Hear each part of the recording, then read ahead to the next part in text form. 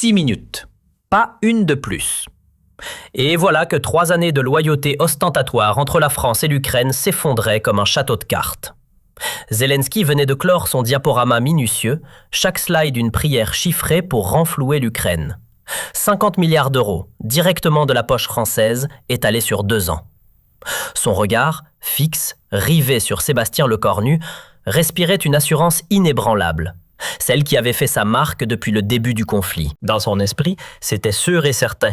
Le premier ministre tricolore céderait, comme tous ses homologues européens l'avaient fait avant lui, charmé par le pathos ukrainien et le chantage émotionnel de la bravoure contre Poutine dans cette salle climatisée du Conseil européen à Bruxelles. L'atmosphère était lourde de cette tension particulière qui précède les grands séismes diplomatiques. Les autres dirigeants européens présents, le chancelier allemand, le premier ministre italien, le président du Conseil européen, observaient cette négociation cruciale avec un mélange de curiosité et d'appréhension, sachant que la réponse de la France déterminerait l'avenir du soutien européen à l'Ukraine. Mais quelque chose dans l'attitude de Lecornu aurait dû alerter Zelensky. Une froideur inhabituelle, une distance nouvelle qui contrastait avec la solidarité chaleureuse des premiers mois de guerre. Car derrière cette demande apparemment routinière se cachait une réalité que le président ukrainien refusait d'admettre. La patience française avait des limites et ces limites venaient d'être atteintes. Ce qui allait se passer ensuite choquerait toute l'Europe, diviserait l'opinion publique mondiale et marquerait la fin de l'époque bénie où l'Ukraine pouvait demander n'importe quoi à ses alliés occidentaux sans jamais essuyer de refus. Pour comprendre l'ampleur du séisme qui allait secouer les relations franco-ukrainiennes ce jour-là, il faut remonter 3 mois en arrière, dans les bureaux feutrés de Bercy, où les conseillers économiques de Lecornu préparaient un rapport confidentiel qui allait tout changer. Un document de 317 pages intitulé « Coût réel de l'aide française à l'Ukraine, analyse exhaustive 2022 ». Les conclusions étaient accablantes. Depuis le début du conflit, la France avait déjà versé 23,7 milliards d'euros à l'Ukraine sous diverses formes. Aide militaire directe, 8,2 milliards, soutien humanitaire, 4,1 milliards, participation au Fonds européen de reconstruction, 5,1 milliards. Sans compter les coûts indirects liés aux sanctions contre la Russie qui avaient coûté 15 milliards supplémentaires à l'économie française. Monsieur le Premier ministre, avait déclaré le maire lors de la présentation de ce rapport à Matignon, nous atteignons les limites de ce que la France peut supporter financièrement. Nos propres citoyens commencent à payer le prix de cette générosité massive. Les chiffres étaient implacables. Les hôpitaux français manquaient de 2,3 milliards d'euros de financement. L'Éducation nationale réclamait 4,1 milliards pour rénover les écoles vétustes. Les agriculteurs français manifestaient faute de soutien suffisant face à la concurrence déloyale des céréales ukrainiennes subventionnées. Mais le plus révélateur était ailleurs. Une note confidentielle des services de renseignement français révélait comment l'aide occidentale était réellement utilisée en Ukraine. Selon ces documents ultra secrets, moins de 60% de l'aide financière arrivait effectivement à destination. Le reste disparaissait dans les méandres de la corruption endémique ukrainienne, finançait des achats d'armement à des prix surévalués ou enrichissait directement l'oligarchie locale qui avait su profiter de la guerre. Un exemple particulièrement choquant. 800 millions d'euros d'aide française destinée à la reconstruction d'écoles bombardées avaient permis l'achat de matériel scolaire à des prix 300% supérieurs au marché, auprès d'entreprises appartenant mystérieusement à des proches du pouvoir ukrainien. Autre révélation, 1,2 milliard d'euros d'aide humanitaire française avaient transité par des ONG écrans qui reversaient des commissions substantielles à des intermédiaires ukrainiens. C'est un système organisé de détournement à grande échelle, avait confié un haut fonctionnaire français au fait du dossier. Zelensky le sait parfaitement, mais il ferme les yeux parce que cela lui permet de maintenir sa base politique et de financer sa machine de guerre médiatique. Cette réalité amère avait profondément marqué Lecornu. L'homme qui avait été l'un des soutiens les plus fervents de l'Ukraine découvrait progressivement l'envers du décor. Les rapports de l'ambassade de France à Kiev étaient accablants. Détournement massif, enrichissement des élites, utilisation politique de l'aide occidentale. Tout cela pendant que les Français découvraient avec amertume que leur générosité envers l'Ukraine se traduisait par des coupes budgétaires dans leurs propres services publics. Le déclencheur final était venu d'une enquête journalistique explosive publiée par le Canard enchaîné, révélant que Zelensky lui-même possédait désormais un patrimoine immobilier personnel évalué à plus de 35 millions d'euros, acquis mystérieusement depuis le début de la guerre. Des propriétés de luxe à Londres, Miami et Genève, achetées par des sociétés écrans pendant que l'Ukraine réclamait l'aumône internationale pour nourrir ses réfugiés. Cette révélation avait fait l'effet d'une bombe dans les cercles dirigeants en France. Comment justifier auprès des Français qu'on donne des milliards à un pays dont le président s'enrichit personnellement? S'interrogeait un ministre proche de Lecornu. C'est dans ce contexte explosif que Zelensky avait convoqué ce sommet extraordinaire à Bruxelles, officiellement pour coordonner l'aide européenne pour la phase cruciale du conflit, en réalité pour extorquer 200 milliards d'euros supplémentaires aux Européens, dont 50 milliards à la seule France. La stratégie de Zelensky était rodée. D'abord l'émotion, avec des images terribles de destruction, puis le chantage géopolitique. Si l'Ukraine tombe, vous êtes les suivants. Enfin, la culpabilisation morale.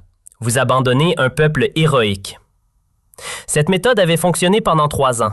Mais cette fois, Zelensky allait découvrir qu'il avait en face de lui un Lecornu transformé, durci par les révélations sur la corruption ukrainienne et la colère montante des Français. Le sommet avait commencé à 14 heures précises dans la salle de réunion du Conseil européen.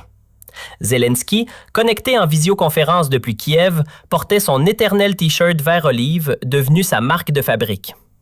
Face à lui, sur les écrans, les dirigeants des principales puissances européennes. Lecornu pour la France, Scholz pour l'Allemagne, Meloni pour l'Italie et Charles Michel, président du Conseil européen. « Mes chers amis européens », avait commencé Zelensky avec cette solennité théâtrale qu'il maîtrisait parfaitement. « Nous entrons dans la phase décisive de notre lutte pour la liberté. Poutine mobilise toutes ses ressources pour un assaut final. L'Europe doit répondre à la hauteur de l'enjeu historique. » Puis était venu le moment redouté. La présentation des besoins financiers. Avec un PowerPoint minutieusement préparé, Zelensky avait détaillé ses demandes.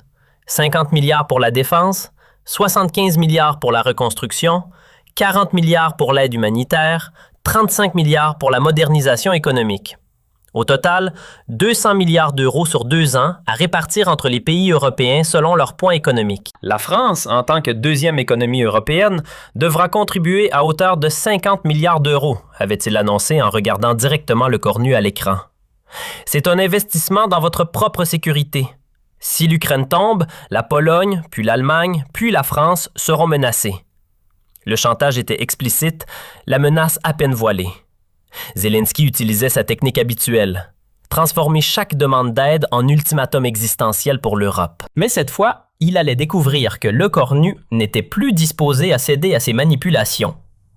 Car le premier ministre français avait préparé cette confrontation avec la même minutie qu'un chirurgien prépare une opération délicate.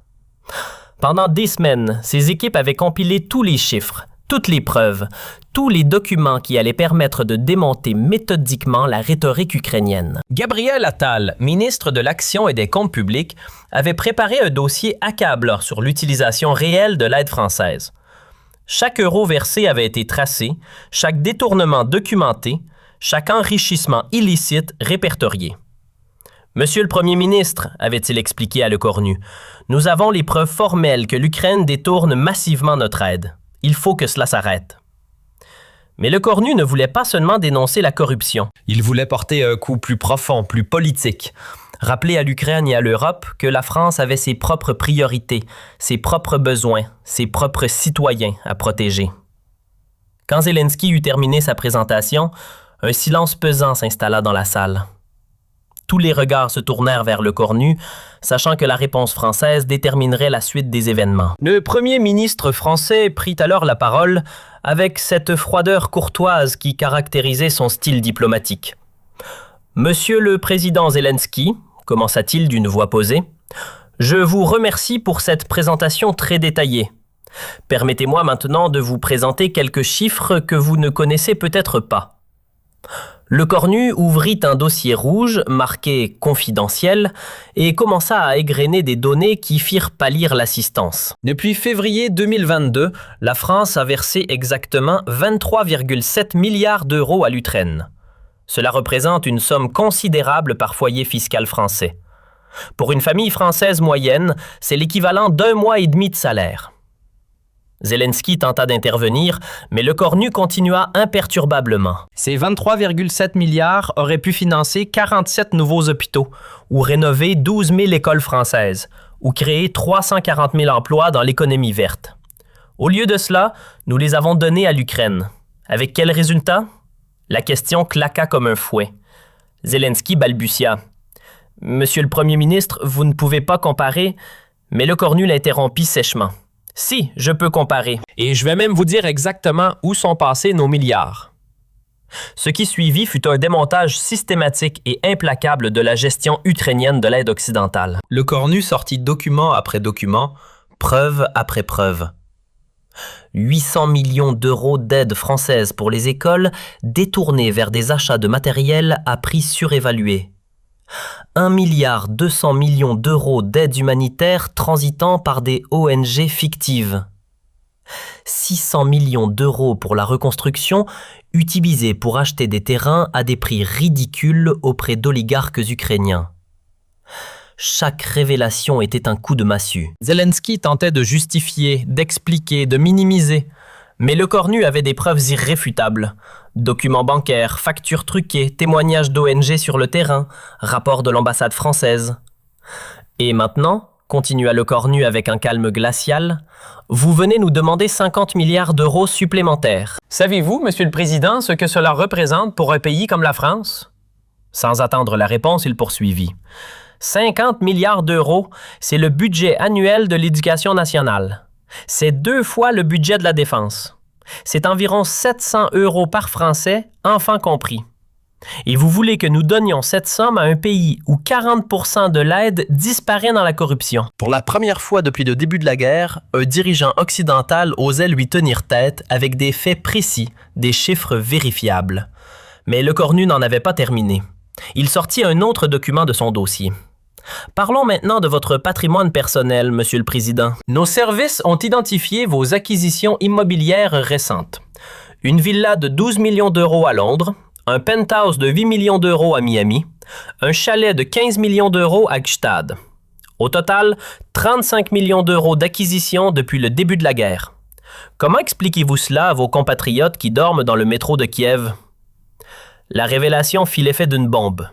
Zelensky blêmit, ses conseillers s'agitaient autour de lui. « Ces informations sont fausses », protesta-t-il faiblement. « Il s'agit d'une campagne de désinformation russe. » « Non, Monsieur le Président, » répliqua Lecornu avec un sourire froid. « Ces informations proviennent des registres fonciers britanniques, américains et suisses. Des documents publics que tout le monde peut consulter. Voulez-vous que je vous donne les références cadastrales? » Le silence qui suivit était assourdissant. Les autres dirigeants européens se regardaient, abasourdis par cette révélation. Personne ne s'attendait à ce que Lecornu aille aussi loin, à ce qu'il révèle des informations aussi compromettantes. Zelensky tentait de reprendre contenance. « Monsieur le Premier ministre, vous ne comprenez pas la situation. L'Ukraine se bat pour toute l'Europe. Nos soldats meurent pour votre liberté. »« Stop !» l'interrompit brutalement Lecornu. « Arrêtons avec cette rhétorique larmoyante. Vos soldats se battent d'abord pour l'Ukraine, pas pour la France, et ils ne le font certainement pas pour enrichir votre oligarchie. » Puis vint la phrase qui fit le tour du monde. Monsieur Zelensky, la France n'est pas un distributeur automatique de billets. Nos citoyens ne sont pas des vaches à lait pour financer votre train de vie et celui de vos amis oligarques. L'explosion fut immédiate. Zelensky se leva, visiblement hors de lui. « Comment osez-vous? Ukraine se sacrifie pour l'Europe et vous nous insultez. » Les autres dirigeants tentaient de calmer le jeu, mais il était trop tard. La rupture était consommée. Lecornu resta imperturbable. « Je ne vous insulte pas, je vous présente la réalité. La France a déjà donné 23,7 milliards d'euros à l'Ukraine. C'est énorme, c'est généreux, c'est sans précédent. Mais maintenant, c'est terminé. Pas un euro de plus tant que vous n'aurez pas fait le ménage dans votre système de corruption. »« Vous abandonnez l'Ukraine, » cria Zelensky. « Vous faites le jeu de Poutine. »« Non, » répondit calmement Lecornu. « Je défends les intérêts de la France et des Français. Mon devoir n'est pas de financer indéfiniment la corruption ukrainienne, mais de protéger le pouvoir d'achat des familles françaises. » Et puis vint le coup de grâce. D'ailleurs, puisque vous semblez avoir des difficultés financières, pourquoi ne vendez-vous pas vos propriétés de Londres et de Miami ? 35 millions d'euros, cela pourrait aider quelques familles ukrainiennes. Ces dernières piques achevèrent de faire perdre son sang-froid à Zelensky. Il quitta la visioconférence en claquant virtuellement la porte, laissant les autres dirigeants européens dans un silence stupéfait. L'onde de choc fut immédiate et planétaire. En quelques minutes, les extraits de l'échange entre Lecornu et Zelensky faisaient le tour des réseaux sociaux. Lecornu et Zelensky devinrent une tendance mondiale, divisant l'opinion entre ceux qui applaudissaient la fermeté française et ceux qui dénonçaient l'abandon de l'Ukraine. En France, la réaction fut massivement positive. Selon un sondage Express, 79% des Français approuvaient la position de leur premier ministre. « Enfin, quelqu'un qui défend nos intérêts », commentaient les réseaux sociaux français. Marine Le Pen salua le réveil de la France, tandis que Jean-Luc Mélenchon applaudissait le courage de dire non aux oligarques. Mais c'est en Ukraine que l'impact fut le plus dévastateur. Pour la première fois depuis le début de la guerre, Zelensky essuyait un refus catégorique d'un allié majeur. Pire, ses enrichissements personnels étaient révélés au grand jour, sapant sa crédibilité de leader héroïque. L'opposition ukrainienne, muselée depuis le début du conflit, commença à relever la tête. Petro Porochenko, ancien président, déclara que Zelensky devait des explications au peuple ukrainien sur ses acquisitions immobilières. Vitali Klitschko, maire de Kiev, exigea une enquête parlementaire sur l'utilisation de l'aide occidentale. Plus grave encore pour Zelensky, d'autres pays européens commencèrent à emboîter le pas de la France. L'Allemagne annonça qu'elle réévaluerait son aide à l'Ukraine. L'Italie évoqua la nécessité de plus de transparence. Même la Pologne, pourtant soutien indéfectible de l'Ukraine, se dit préoccupée par certaines révélations. Aux États-Unis, l'administration Biden était embarrassée. Joe Biden avait promis un soutien sans faille à l'Ukraine, mais les révélations françaises sur la corruption changeaient la donne. Le Congrès américain, déjà réticent à voter de nouvelles aides, menaçait de bloquer tout financement supplémentaire sans garantie drastique contre la corruption. En Russie, la réaction fut prévisible. Poutine se délecta publiquement de cette crise de l'hypocrisie occidentale. La propagande russe tournait en boucle les images de l'affrontement Lecornu-Zelensky, présentant cela comme la preuve de l'effondrement de la solidarité européenne. Mais l'impact le plus durable fut celui sur l'opinion publique européenne. Pour la première fois depuis le début du conflit, les citoyens européens découvraient la réalité de l'aide à l'Ukraine, les détournements, la corruption, l'enrichissement personnel des élites. Cette révélation changea profondément la perception du conflit ukrainien. 6 mois après cette confrontation historique, les conséquences étaient durables. L'aide européenne à l'Ukraine avait chuté de 60%. Zelensky, affaibli politiquement, dut faire face à une contestation interne croissante. Plusieurs oligarques ukrainiens furent contraints à l'exil, leurs biens saisis. Mais le plus remarquable était la transformation de l'image de Lecornu. Le Premier ministre français était devenu le symbole d'une Europe qui osait enfin dire non, qui défendait ses propres intérêts au lieu de se sacrifier indéfiniment pour des causes lointaines et douteuses. Lors de sa visite à Berlin 3 mois plus tard, Lecornu fut accueilli triomphalement par la population allemande.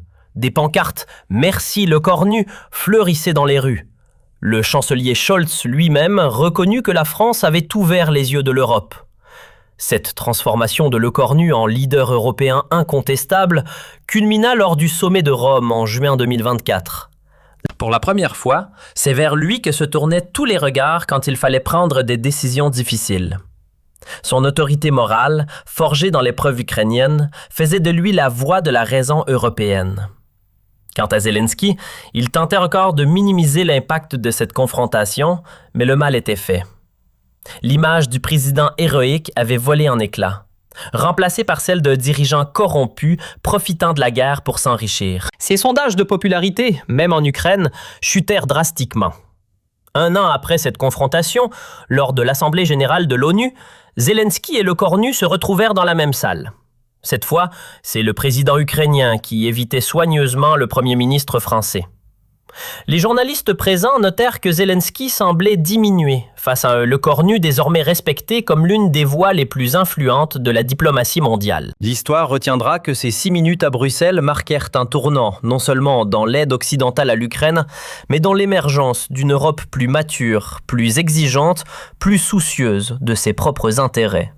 Lecornu avait prouvé qu'il était possible de soutenir une cause juste tout en refusant d'être instrumentalisé, d'aider sans se faire exploiter. Comme l'écrivit The Economist dans un éditorial remarqué, en 6 minutes, Sébastien Lecornu a fait ce que 3 années de guerre n'avaient pas réussi à accomplir.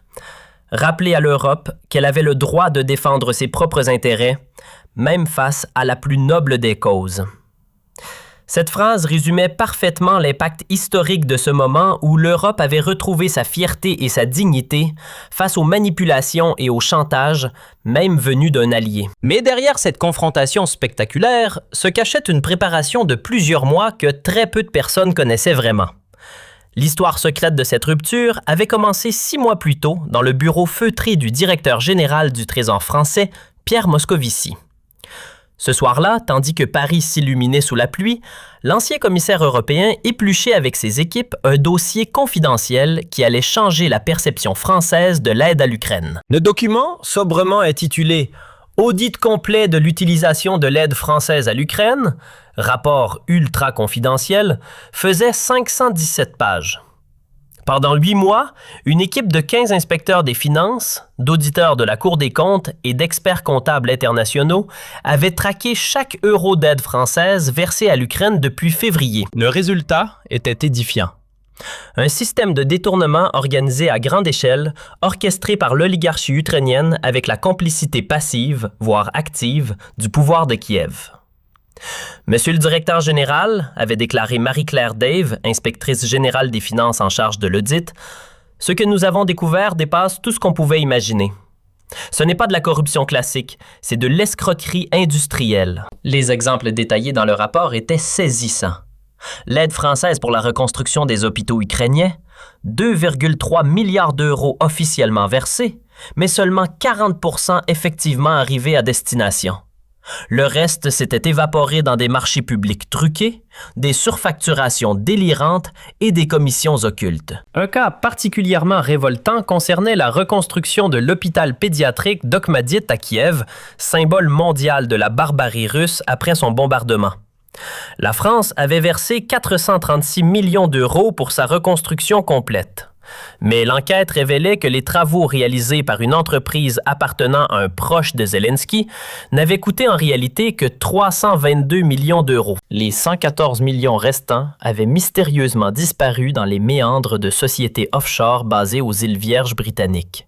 Plus choquant encore, l'aide humanitaire française destinée aux réfugiés ukrainiens, 1,8 milliard d'euros de médicaments, de nourriture et d'équipements de première nécessité. L'audit révélait que 40% de cette aide n'avait jamais quitté les entrepôts de Kiev, revendus sur le marché noir international par des réseaux mafieux ukrainiens. Des médicaments pédiatriques français, financés par les contribuables, se retrouvaient en vente libre dans les pharmacies privées de Lagos, Bogota ou Bangkok. Mais le plus révélateur concernait l'aide militaire française. Les fameux canons César, fleurons de l'industrie française, vendus à prix coûtant à l'Ukraine. 180 millions d'euros pour 48 exemplaires. Sauf que l'enquête révélait qu'en réalité, l'Ukraine n'en avait reçu que 31. Les 17 autres avaient été revendus par des intermédiaires ukrainiens à des pays tiers, notamment à l'Arabie saoudite, au prix fort, 280 millions d'euros. Un bénéfice net de 100 millions ponctionné sur l'aide française. Ces révélations avaient profondément choqué Pierre Moscovici, pourtant habitué aux arcanes de la finance internationale. Comment expliquer aux Français qu'on ampute leurs services publics pour enrichir des oligarques ukrainiens ? S'était-il interrogé lors de la présentation du rapport à Matignon devant Lecornu et son équipe rapprochée. Car parallèlement à ces détournements massifs, la France découvrait douloureusement le coût réel de sa générosité ukrainienne. Les 23,7 milliards d'euros versés à Kiev représentaient exactement le déficit budgétaire français. Cette réalité arithmétique brutale commençait à faire son chemin dans l'opinion publique française. Les hôpitaux français manquaient cruellement de moyens. 3,2 milliards d'euros nécessaires pour maintenir la qualité des soins, selon la Fédération hospitalière de France. L'Éducation nationale réclamait 4,8 milliards d'euros pour rénover les 60 000 écoles vétustes du territoire. Les agriculteurs français manifestaient chaque semaine contre la concurrence déloyale des céréales ukrainiennes, subventionnées indirectement par l'aide européenne. Et pendant ce temps, l'oligarchie ukrainienne s'enrichissait grâce à l'argent des contribuables français. Cette contradiction explosive avait été parfaitement synthétisée par un rapport confidentiel de l'IFOP révélant que 67% des Français commençaient à s'interroger sur le bien-fondé de l'aide massive à l'Ukraine. Les Français découvrent qu'ils paient pour les yachts des oligarques ukrainiens pendant que leurs propres hôpitaux ferment, résumait brutalement le directeur de l'Institut de sondage. Ce qui avait vraiment décidé le Cornu à durcir le ton, c'était une note ultra confidentielle de la DGSE. Les services de renseignement extérieur français, révélant l'ampleur du patrimoine personnel acquis par Zelensky depuis le début du conflit. Bernard Bajolet, ancien directeur de la DGSE, avait personnellement remis ce dossier explosif au Premier ministre français.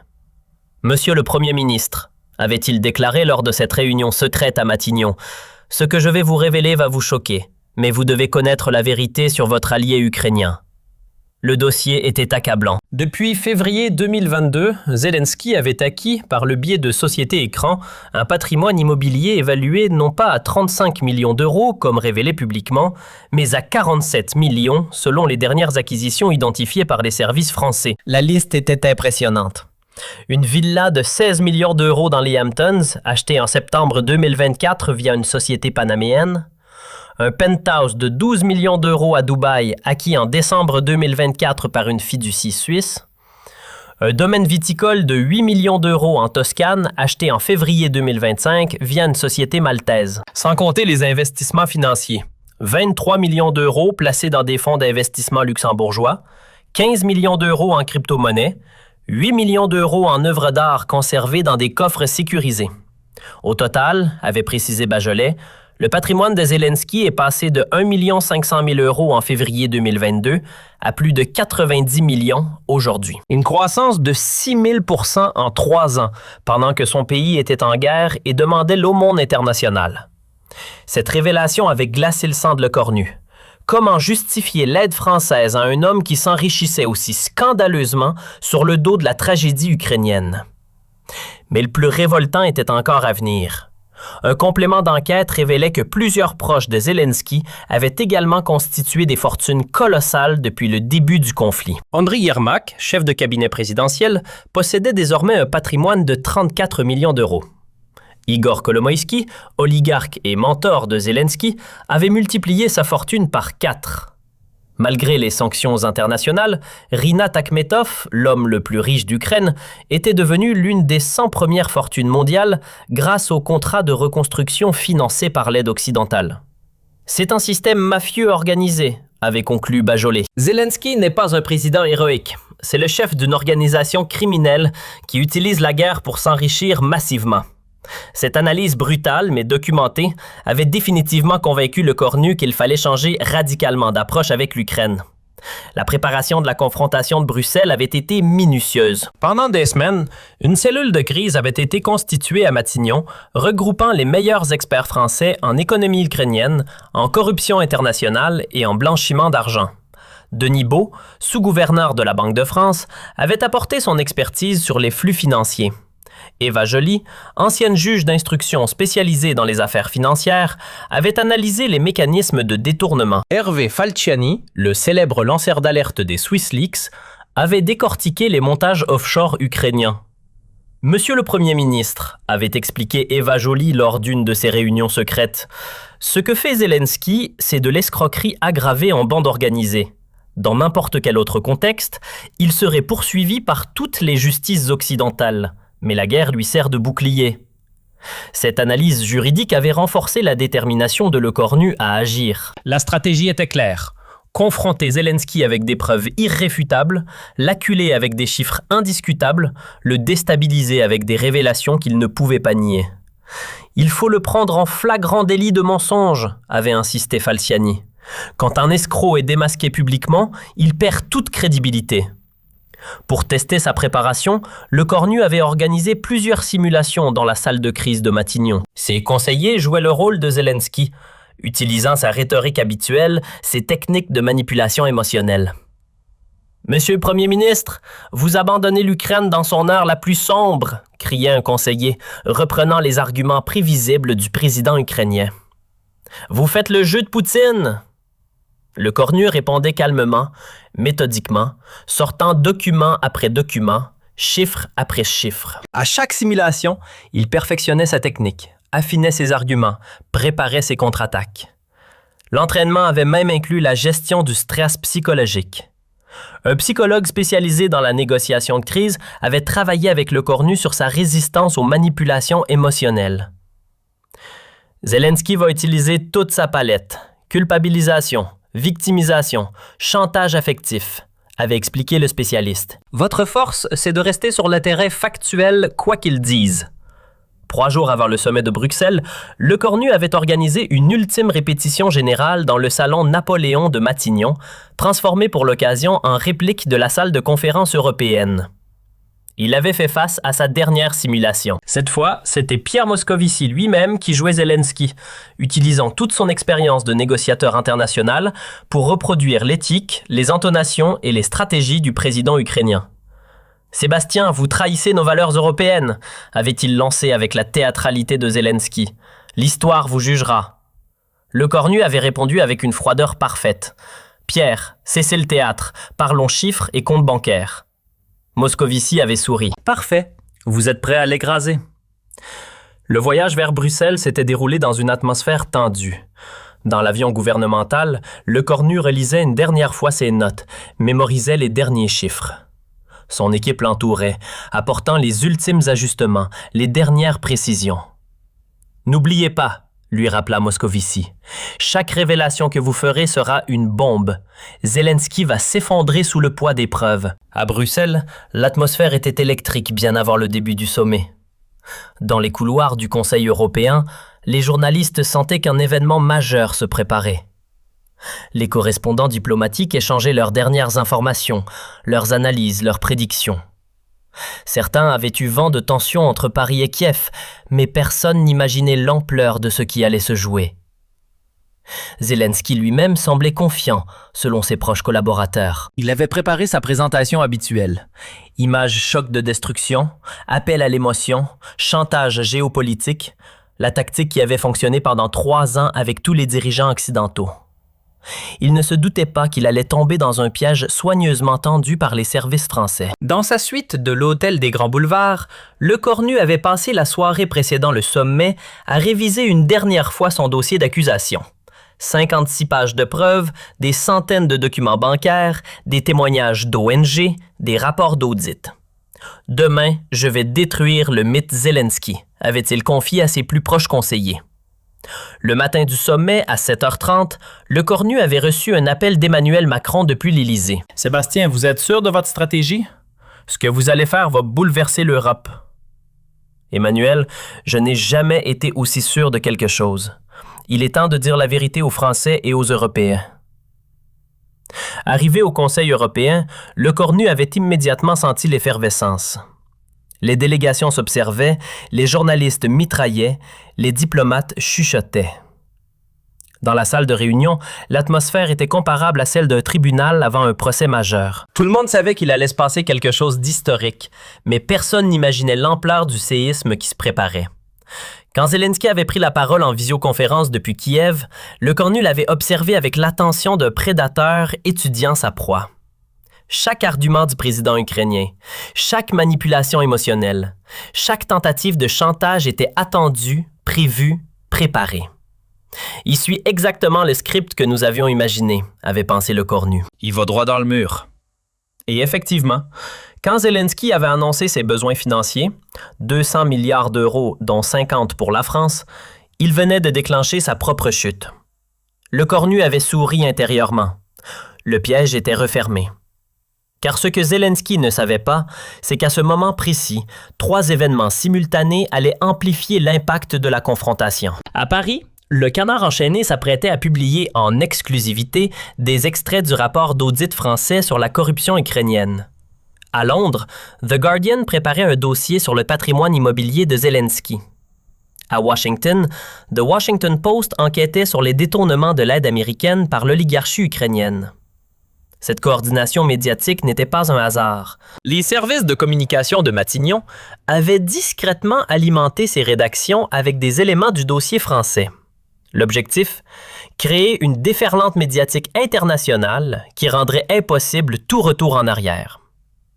Quand Lecornu avait commencé son offensive contre Zelensky, ces 3 bombes journalistiques étaient prêtes à exploser simultanément. L'effet de saturation médiatique était calculé pour maximiser l'impact et minimiser les possibilités de contre-attaque ukrainienne. Et effectivement, dans les heures qui suivirent la confrontation de Bruxelles, les révélations se succédèrent à un rythme infernal. Le Canard enchaîné révélait les détails de l'audit français, montrant comment 9,7 milliards d'euros d'aide française avaient été détournés. The Guardian publiait des photos satellites des propriétés de Zelensky aux États-Unis et aux Émirats. The Washington Post révélait que 40% de l'aide militaire américaine n'arrivait jamais sur le front ukrainien. Cette déferlante médiatique eut un effet dévastateur sur l'image de Zelensky. En quelques heures, le héros de la résistance ukrainienne se transformait en oligarque corrompu aux yeux de l'opinion publique occidentale. Les sondages européens montrèrent un effondrement spectaculaire du soutien à l'aide ukrainienne. En France, l'opposition passa de 33% à 60% en une semaine. Mais c'est en Ukraine même que l'impact fut le plus destructeur pour Zelensky. L'opposition, muselée depuis 3 ans, sortit enfin de son silence. Petro Porochenko organisa une conférence de presse explosive exigeant la démission de Zelensky et des élections anticipées. Vitali Klitschko, maire de Kiev, appela à une épuration démocratique du pouvoir ukrainien. Yulia Tymoshenko, ancienne première ministre, dénonça la mafia Zelensky qui saigne l'Ukraine. Plus grave encore, l'armée ukrainienne commença à montrer des signes de défection. Plusieurs généraux publièrent une lettre ouverte critiquant l'enrichissement scandaleux des dirigeants pendant que les soldats manquent de munitions. Le général Valéry Zaloujny, ancien commandant en chef limogé par Zelensky, déclara depuis Londres que la corruption au sommet de l'État ukrainien était devenue un problème de sécurité nationale. Cette crise interne ukrainienne déboucha sur des manifestations massives dans les principales villes du pays. À Kiev, 200 000 personnes descendirent dans les rues pour exiger la démission de Zelensky. À Kharkiv, Dnipro, Odessa, des milliers d'Ukrainiens brandissaient des pancartes « Zelensky voleur » et « Rendez-nous notre argent ». C'était la plus grave crise politique qu'avait connue l'Ukraine depuis le début de l'invasion russe. Face à cette tempête, Zelensky tentait désespérément de sauver sa position. Il organisa une série d'interviews pour rétablir la vérité, mais ses explications fumeuses sur son patrimoine immobilier ne convainquirent personne. Il accusa la France de faire le jeu de Poutine, mais cette accusation sonnait creux face aux preuves accablantes de corruption. Pire, d'autres dirigeants occidentaux commencèrent à prendre leur distance avec Zelensky. Joe Biden, pourtant soutien inconditionnel de l'Ukraine, déclara qu'il était préoccupé par certaines révélations et réclamait une enquête approfondie. Même Emmanuel Macron apporta son soutien total à Lecornu, déclarant que la France avait le devoir de protéger l'argent des contribuables. Pour la première fois depuis le début de la guerre, le président ukrainien ne fut pas invité au sommet des grandes puissances. Zelensky n'est plus crédible, confia un diplomate américain sous couvert d'anonymat. Sa corruption l'a disqualifié aux yeux de ses alliés.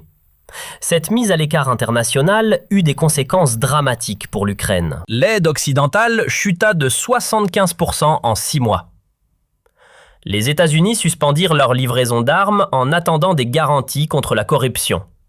L'Union européenne gela ses fonds de reconstruction. Même la Pologne, pourtant voisin et allié traditionnel, réduisit drastiquement son soutien. Cette crise de l'aide occidentale fragilisa considérablement la position militaire ukrainienne. Sur le terrain, les soldats commencèrent à manquer de munitions, de carburant et d'équipements médicaux. Plusieurs généraux ukrainiens accusèrent publiquement Zelensky d'avoir sacrifié la défense du pays pour son enrichissement personnel.